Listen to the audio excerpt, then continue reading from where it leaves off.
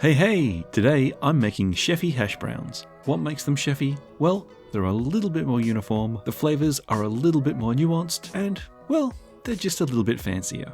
If you've seen those viral 1,000-layer potato videos, it's a little bit like that, but way less fiddly. So if you like your potatoes crispy on the outside and soft and fluffy in the middle, then this is the video for you.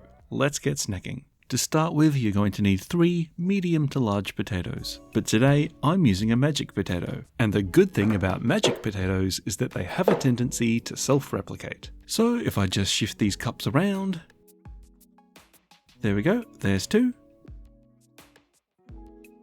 And a few more magical moves. And 1, 2, and 3. Now we're ready to cook. I'm giving these potatoes a rough peel. If you're okay with these being a little bit more rustic, you can totally leave the peels on, but today, because I'm going a little bit fancy, I'm going to make sure they're nicely peeled. And then once we're finished peeling them, we're grating them on the large holes of a box grater.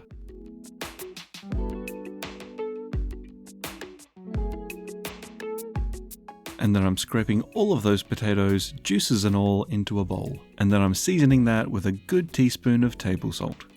And then I'll leave that aside for now, and meanwhile, I'll prepare some herb oil. To do this, I'm adding 2 tablespoons of a fairly neutral flavoured oil into a saucepan, and then putting that on a medium-low heat. And when it comes to the herbs, pretty much anything you've got on hand will do fine. Fresh is better for this, but dried will work if that's all you've got. I've got some lovely fresh thyme, some sage leaves, some rosemary, and a bay leaf. And I'll also be adding 1 smashed clove of garlic.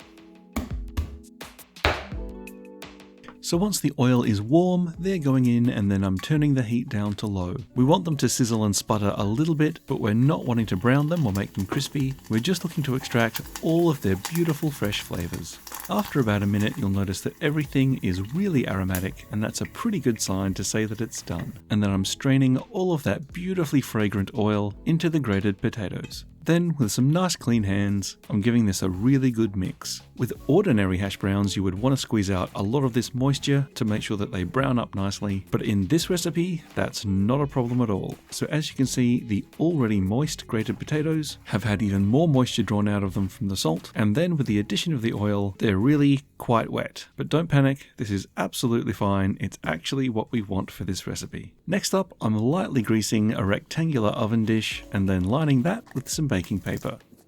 And for this recipe, you will need 2 rectangular baking dishes, making sure that one will fit inside the other. You'll see why in a minute. Now, all of the grated potato and all of that liquid is going into the baking dish to be evened out and packed down firmly.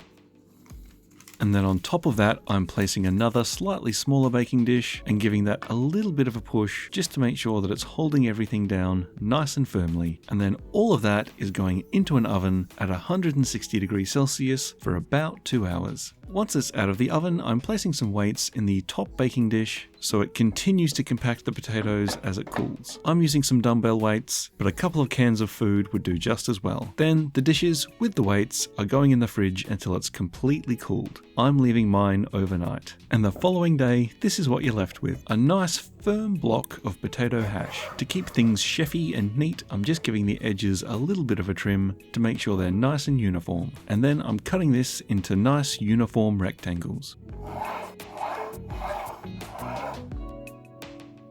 Now, if you're after the quickest end result, you'll probably want to deep fry these. But I don't really want to set up a deep frying station today, so I'm just going to shallow fry them in a fry pan with some neutral oil. So get the oil nice and hot and then pop in your hash browns. And yeah, you can sort of tell from the way the oil is pooling, this is a pretty cheap non-stick fry pan and not exactly flat. But right now, it's all I've got to work with, so it'll do. Unless maybe there's some sponsors watching who maybe want to send me some fry pans to test out, in which case, please hit me up. Keep a close eye on it, and once it's nice and golden brown on the first side, flip it onto another side and continue. Then continue this process on each side until the entire hash brown is nice and gold and crispy.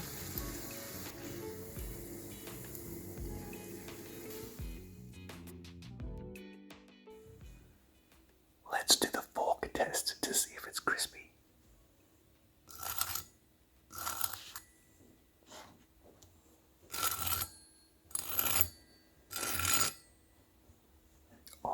that's crispy.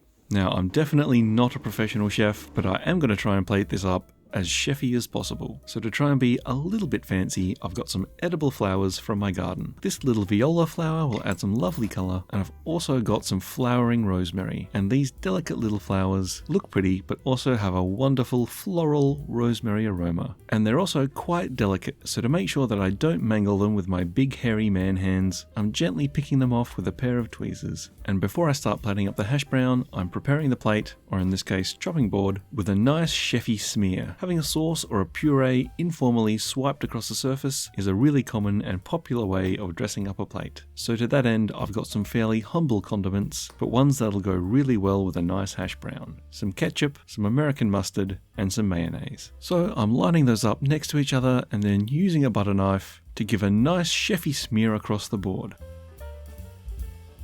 Oh god, that looks awful. Okay, that's not exactly what I had pictured in my head when I came up with that idea. Let's see if we can fix this a bit. No, that still looks pretty awful.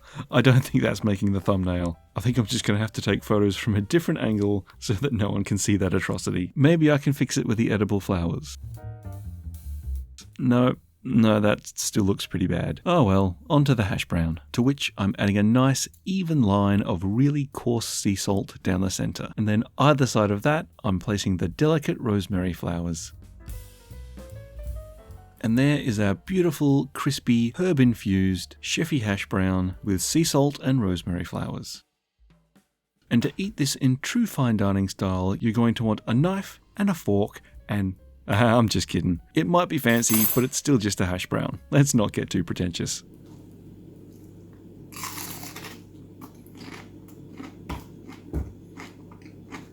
And that is probably the best hash brown I've ever had. The outside is super crisp, the inside soft and creamy, perfectly seasoned, and with a beautiful, subtle hint of that fresh herb oil.